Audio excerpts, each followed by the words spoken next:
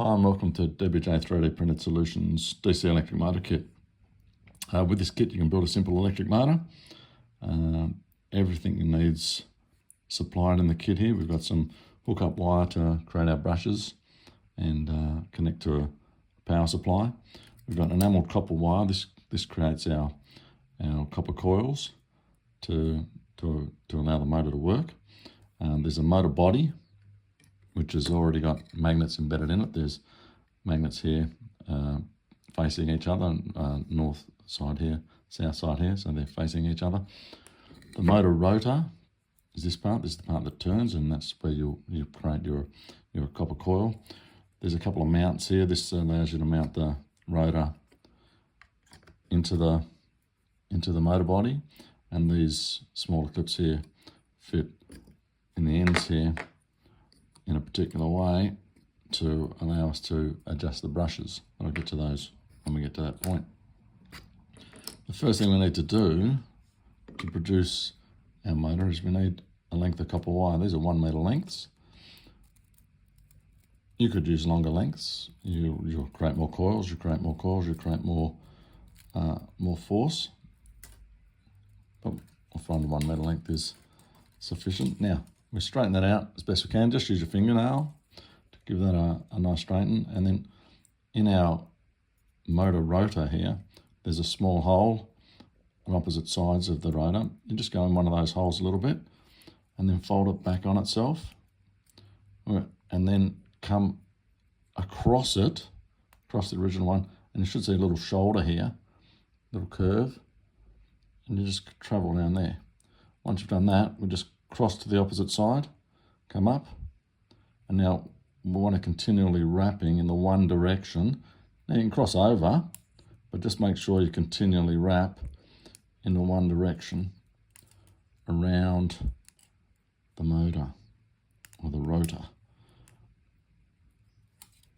It's important you go one direction, don't cross over and change directions, just keep wrapping in the one direction. Eventually you're going to get to the end of your wire. That's not enough wire to, well, it might be not enough wire to complete our other contact, which will be on the opposite side. So just go back half a wrap, and then what we do here is we're going to go up the opposite side, down, and then just wrap the excess around the shaft here.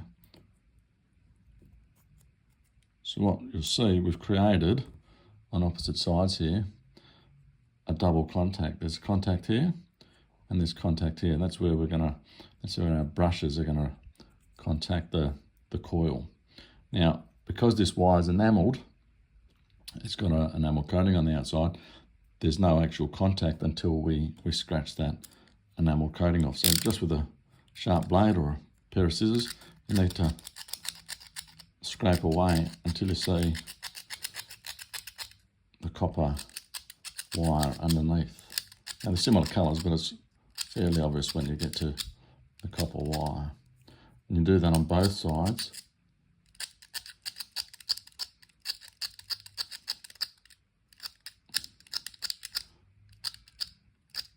And you can see the enamel coming off there. So I'm pretty confident that that's bare wire there now. So there's our rotor made up. Next we need to take the hook-up wire and we need to obviously bare the end. So with some wire strippers, you just want to knock off 1 centimetre or so of the insulation. You need to do that at both ends. So one end done.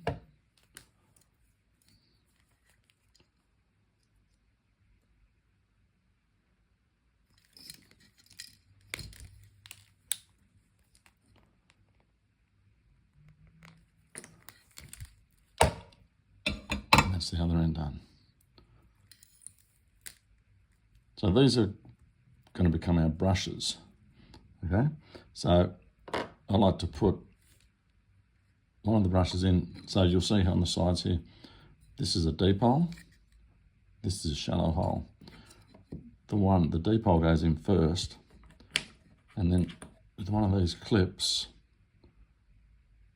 with this cutout away from the hole, so we're going to reverse that clip. I'm going to put it in the middle here and push down on it, and you notice when I push down, the wire here will rise up. Okay, we want that to rise up.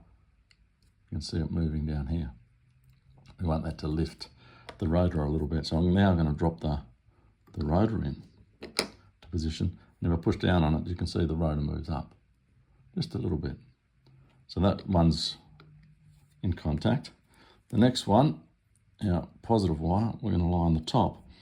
And this time we're going to use the cutout and we match it to the hole, but we're going to put it on the inside rail. And the reason for that is instead of lifting up, we want this one to push down. So these little clips are designed to do that. That'll push that brush down onto that contact. Okay, so if we zoom in there, you can see the brush there pushing down on the contact. You don't want to push too hard, it just needs to touch it. You want the motor or the rotor to spin freely like that. And so long as it's just touching it, you should be all right. These end pieces just slip over here to hold the rotor onto the motor.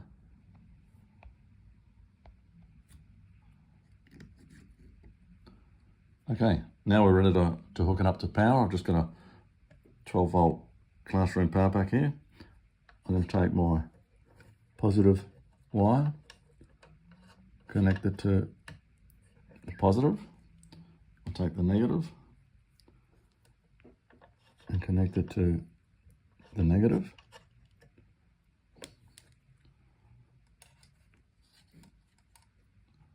And our motor should be ready to go. Now, I like to line up the contacts, and at 2 volts, I'm only using 2 volts here. We turn it on, our motor runs. Turn it off, our motor stops. Now, if you've got your contacts and your brushes touching, it should be simply a matter of turning it on and the motor will run. If your rotor spins in the opposite direction, you notice on mine, it's spinning this way so that the brushes aren't being pushed. The rotor's sliding along the length of the brush.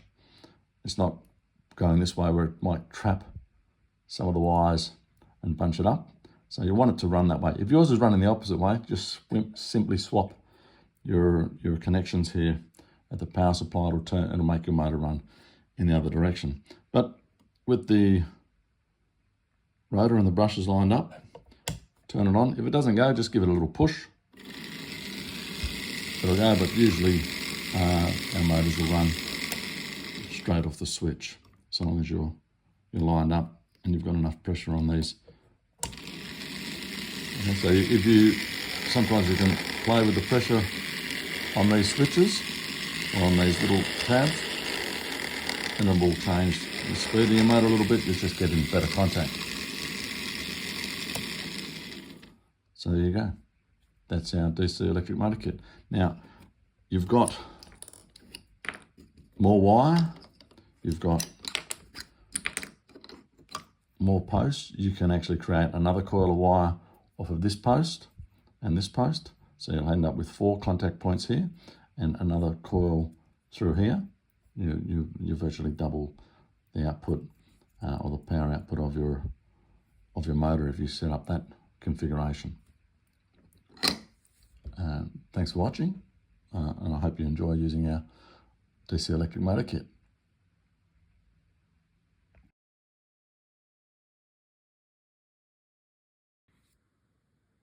I often asked how many volts to put through the motor. Well, with the 12 volt kit, with the 12 volt power pack, 4, 6, 8, 10, 12. But you notice the problem, at 12 volts we burn our wires. So don't go crazy. All you're going to achieve is a burnt brush. It will, of course, they will run on as little as a 1.5 AAA battery. If I just clean off this burnt out wire, yeah, that's how easy it is to make another brush. We can use a 1.5 volt battery. Yeah, it's usually the positive brush that burns out. I'm not too concerned about the one underneath at the moment.